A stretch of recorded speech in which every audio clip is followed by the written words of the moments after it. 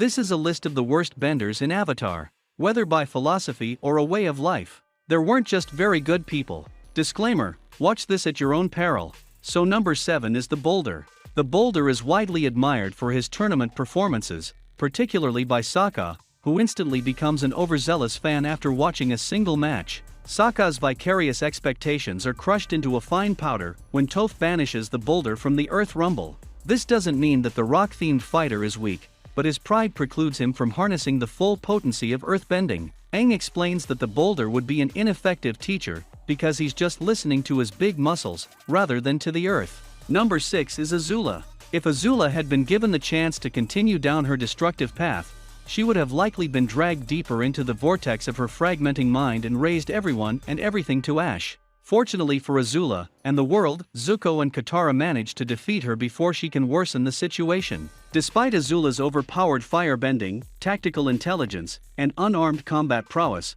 her strength is the basis of her entire self-worth. Like Ozai, she considers physical weakness to be an unforgivable flaw. This belief runs so deep that losing to Zuko leaves her feeling utterly worthless. Number 5 is Fong. General Fong isn't a villain per se, but his actions certainly paint him in a negative light. He insists that Aang learn how to handle the Avatar state, because he cannot imagine defeating the Fire Lord using any other technique. Although Aang initially agrees to humor Fong, the latter's belligerent approaches are ultimately fruitless. Number 4 is Ozai. There is no doubt that Fire Lord Ozai is among the strongest firebenders in the story. In fact, it's not too much of a stretch to describe him as a force of nature capable of mustering enough raw power to incinerate entire nations. On the flip side, his staunch belief in authority, particularly his own, flies against the very fabric of firebending. The Sun Warriors explain that fire is both the cause of destruction and the source of life. Ozai would have instantly failed the test posed by Run and Shaw because he weaponizes firebending instead of harmonizing with it.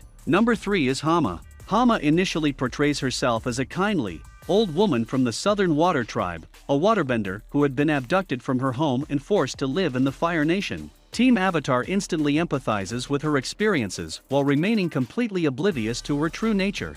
Number 2 is 𝐿𝐸𝐽. There was a time when Roku and 𝐿𝐸𝐽 shared the same vision, a future in which all 4 nations could live together in peace and mutual cooperation. Roku's Avatar journey takes him away from his best friend for long periods, during which time 𝐿𝐸𝐽's universal outlook is constricted into Fire Nation-centric nationalism. Our number 1 is an Earth King, 𝐁𝐮𝐬𝐢𝐧𝐞. 𝐁 rebels against the 46th Earth King and quickly seizes control over most of the Earth Kingdom. He finally marches towards the Yokoya Peninsula, stubbornly demanding that Kyoshi relinquish her home to satisfy his tyrannical urges. Well, we all know what happened next. Kyoshi ended him. If you enjoyed this video and you like to see more, be sure to like and hit that subscribe button before you go. I hope you have a great day and keep smiling.